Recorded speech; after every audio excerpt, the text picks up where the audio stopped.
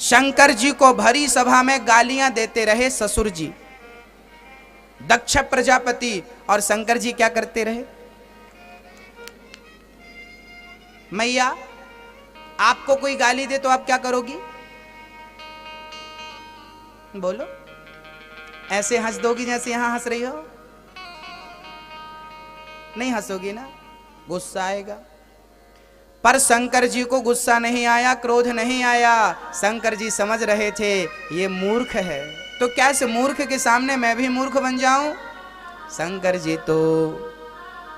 शंकर जी मुस्कुराते, शंकर जी को गाली देते गए ससुर जी, शंकर जी मुस्कुराते गए, मुस्कुराते गए, मुस्कुराते गए। भैया जिंदगी मिली है मुस्कुराने के लिए, प्रसन्न रहने के लिए, इसलिए प्रसन्न रहा करो। शंकर जी सिखाते हैं कि ससुर ने गाली दी फिर भी मैं प्रसन्न था, और आपके अपने गाली देते हैं तो आपका मुंह बन जाता है। बुरा मत मानो किसी की बात का। जब आपको कोई गाली दे तो ये समझ लो कि इसकी बुद्धि बिगड़ गई है, और विनाश काले विपरीत बुद्धि, इसके विनाश का समय नजदीक है। मैं अपना जीवन क्यों बर्बाद करूं? इसका जवाब दे करके जवाब भगवान देगा। याद रखना, सारे काम आप मत किया करो, कुछ भगवान के भरोसे छोड़ा करो।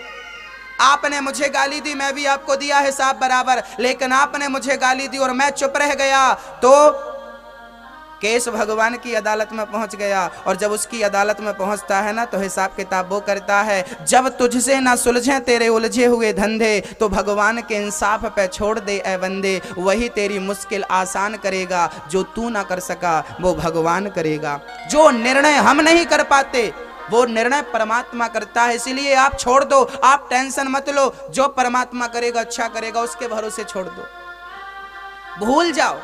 किसी ने आपको गाली दी, शंकर जी भूल गए ससुर जी की गाली को, लेकिन यहां बात खत्म नहीं भई। ससुर जी श्राप दे दिए, आज से तुझे यज्ञ में भाग नहीं मिलेगा। यहां बैठा बैठा मुस्कुरा रहा। अच्छा, शंकर जी को गाली मिल रही थी और शंकर जी मंद मंद मुस्कुरा रहे थे।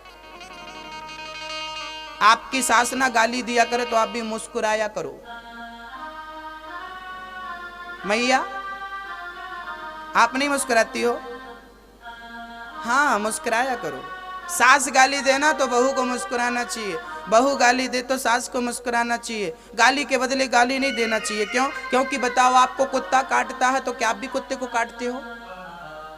नहीं ना, इंजेक्शन लगा के अपना इलाज कर लेते हो। भाई कुत्ते ने हमें काटा और हम भी कुत्ते को काटेंगे तो कुत्ते में और हम में अंतर क्या रहेगा? आपको किसी ने गाली दी और आपने भी गाली दे दी तो उसमें और आप में अंतर क्या रहेगा? इसलिए अंतर बना के रखो, थोड़ा अंतर बना के रखो, उसके जैसे मत हो जाओ, है ना। और मैं तो कहा करता हूं कि मेरी बहनों को ना एक पुड़िया रखना चाहिए।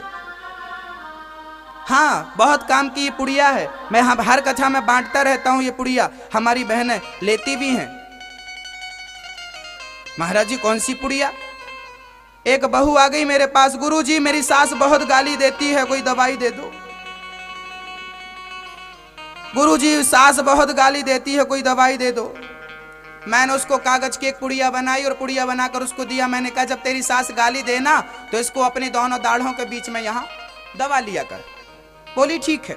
उसने पुड़िया ले जा करके रख ली और जब सास गाली देने लगी तो पुड़िया अपने मुंह में दबा लिया। सास ने 1 घंटे तक नॉन स्टॉप प्रवचन दिए। बहू पुड़िया दबाने में इतनी बिजी थी कि कुछ बोल ना सकी। सास को लगा कि आज मैं अकेली भौंकी, ये क्यों नहीं भौंकी? हो सकता है इसको सुना ही ना पड़ा। दूसरे दिन सास ने फिर बहाना ढूंढा झगड़ा का, फिर बोलने शुरू भई। बहू ने फिर पुड़िया दबाई। सास बेचारी आधा घंटे में थक गई, अकेली कब तक चिल्लाए? भौंकने का मजा तब है जब सामने से रिस्पांस मिले। तीसरे दिन सास ने फिर चिल्लाना शुरू किया, बहू फिर पुड़िया दवाई। बेचारी 15 मिनट में ठंडी पड़ गई। और चौथे दिन तो 5 मिनट में, और 5वें दिन तो गजब हो गया। 5वें दिन सास पहुंच गई, बेटा बेटा तुम मेरी बहू नहीं हो, तुम मेरी बेटी हो, गले से लगा लिया। बहू दौड़ी दौड़ी मेरे पास आई, गुरुजी आपकी पुड़िया ने कमाल कर दिया। क्या दिया आपने? मैंने कहा देख क्या है उसमें। देखा, बोले गुरुजी इसमें तो कुछ नहीं है। मैंने कहा कुछ था ही नहीं, मैं कोई भभूति थोड़ी देता हूं।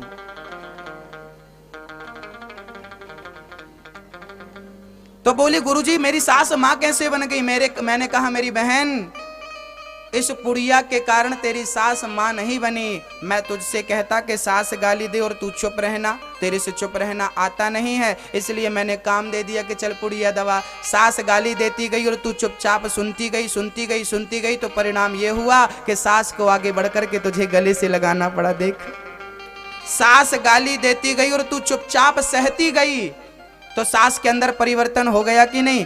याद रखना, संसार को परिवर्तित कर देना ही आपकी महानता है, आपका बड़प्पन है। संसार को बदल देना, स्थिति परिस्थिति को बदल देना, सोच को, विचारधारा को बदल देना आपकी महानता। मत दीजिए गाली, चुपचाप रहिए, सुन लीजिए, बर्दाश्त करिए, गाली सहन कर लीजिए, महान बन जाएंगे आप।